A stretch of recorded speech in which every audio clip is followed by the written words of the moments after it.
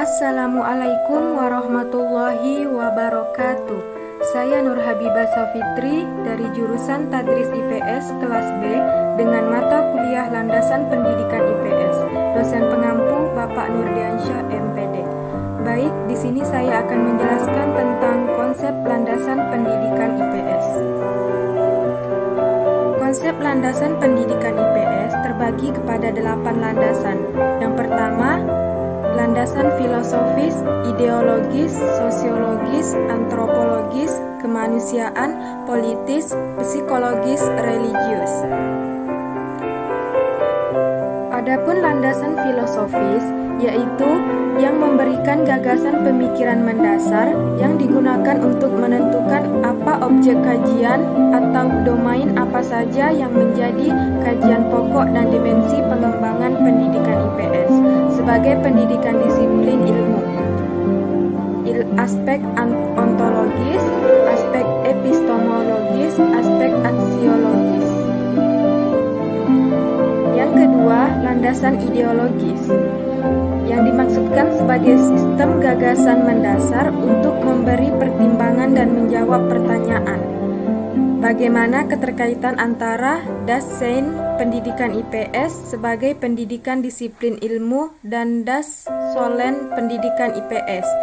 Dan bagaimana keterkaitan antara teori-teori pendidikan dengan hakikat dan praksis etika, moral, politik, dan norma-norma perilaku dalam membangun dan mengembangkan pendidikan IPS.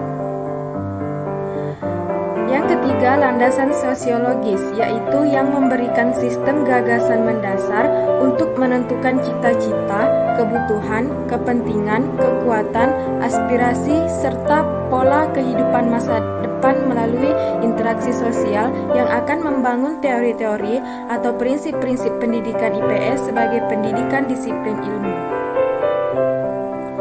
Kemudian landasan antropologis, yaitu yang memberikan sistem gagasan-gagasan mendasar dalam menentukan pola. Sistem ini dan struktur pendidikan disiplin ilmu sehingga relevan dengan pola. Sistem dan struktur kebudayaan bahkan pola. Sistem dan struktur perilaku manusia yang kompleks. Kemudian landasan kemanusiaan. Landasan kemanusiaan ini memberikan sistem gagasan-gagasan mendasar untuk menentukan karakteristik ideal manusia sebagai sasaran proses pendidikan. Kemudian landasan politis, yaitu yang memberikan sistem gagasan-gagasan mendasar untuk menentukan arah dan garis kebijakan dalam politik pendidikan dari pendidikan IPS. Peran dan keterlibatan pihak pemerintah dalam landasan ini sangat besar sehingga pendidikan tidak mungkin steril dari campur tangan unsur birokrasi. Kemudian ada lagi landasan psikologis. Landasan ini memberikan sistem gagasan-gagasan mendasar untuk menentukan cara-cara pendidikan IPS membangun struktur tubuh disiplin pengetahuannya, baik dalam tataran personal maupun komunal berdasarkan entitas-entitas psikologisnya. Kemudian landasan religius memberikan sistem gagasan-gagasan mendasar tentang nilai-nilai, norma, etika, dan moral yang menjadi jiwa atau roh yang melandasi keseluruhan bangunan PIPS, khususnya pendidikan Indonesia.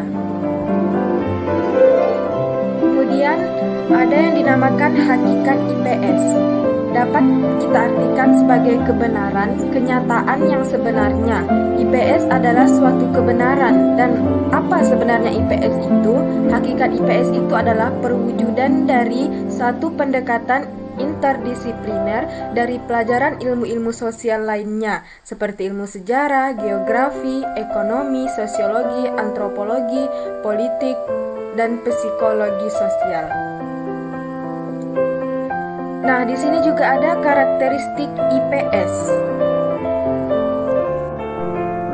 Para ahli pendidikan di Amerika Serikat pada waktu itu berkesimpulan bahwa pengajaran ilmu-ilmu sosial ini yang diajarkan secara sendiri-sendiri dalam bentuk disiplin ilmu seperti sejarah, geografi, ekonomi, dan lain-lain.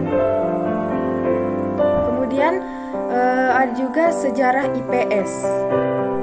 Kelahiran bidang studi IPS dalam kurikulum sekolah di Indonesia banyak diilhami oleh pengajaran Social Studies di Amerika Serikat. Bahkan istilah ilmu pengetahuan sosial ini adalah terjemahan dari apa yang dinamakan Social Studies dalam dunia pendidikan dasar dan menengah di Amerika Serikat.